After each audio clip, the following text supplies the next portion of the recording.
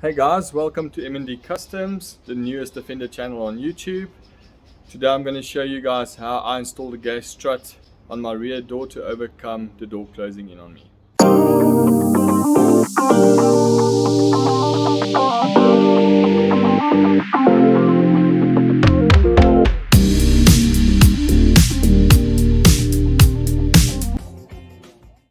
So I'm looking at doing a DIY install for a gas strut on my rear door. As you know, the door can close quite easily if a wind blows, etc.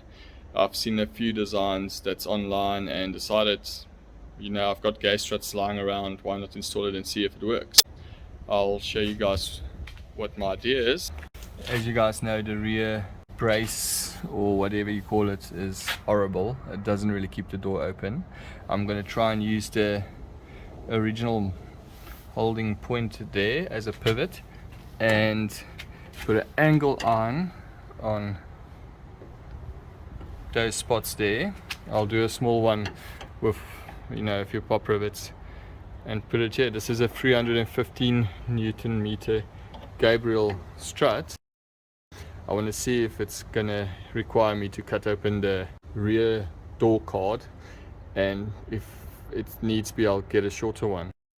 We'll take it from there. Got an angle iron. This one was lying around, so I'll use it as a test piece. And yeah, the idea is to mount it on the supports. I don't want to remove that until I know this works. And then I've already marked it out where we need to cut it out, so we'll just do that manually, and then I'll get a bigger one that can go higher on the supports for better structural support. If that works, I'll get the right tooling and right stuff, cut it out accordingly and take it from there. Aluminium angle iron. I'm just going to test it with the original one on before I grind anything off. The design I've got a bolt in. So yeah, it's not fully extended, but we'll play with that when I do the original bracket or the proper bracket. There's the holes I need to do on the support. I'll just center it nicely and then take it from there. Defender baby.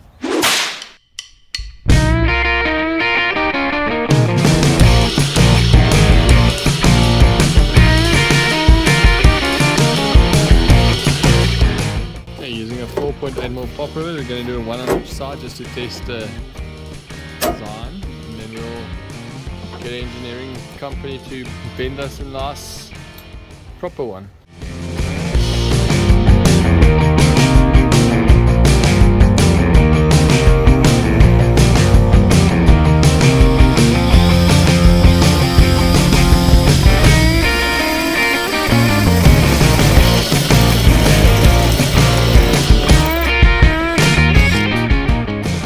To put washers because it's actually bending the aluminium. We're just using this piece as a test, so we've got a 5mm plate we'll bend accordingly. It's close there, but just to show you guys how it works. Works perfect, and when you open, it swings under its own power, so that's brilliant. The strut, when closed on an angle, it's a bit dark, but the strut closed on the angle is still deeper than the original hinge. I've kept that in place just to check everything. So I'm going to try compress it a bit more and then see how that works.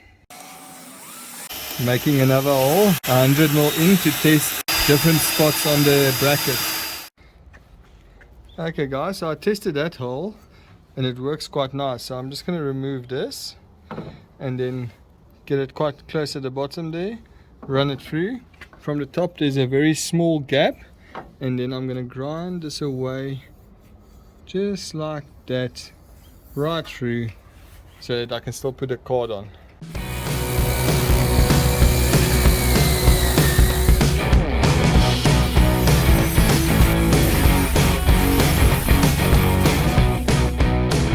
That's the bracket I made to test the system.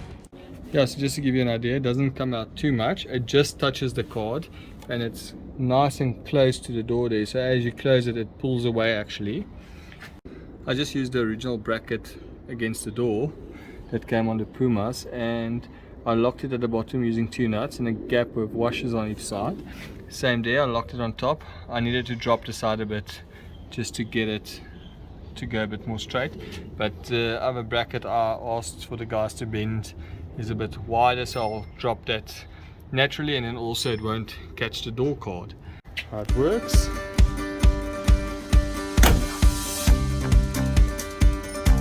Brilliant, and it feels better than original.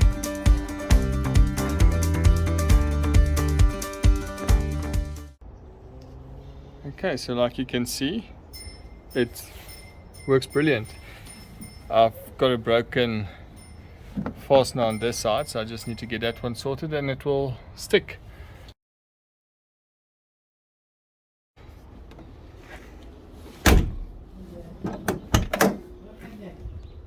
Feels brilliant. You need to catch it, otherwise the wheel's gonna smack the light on the other side.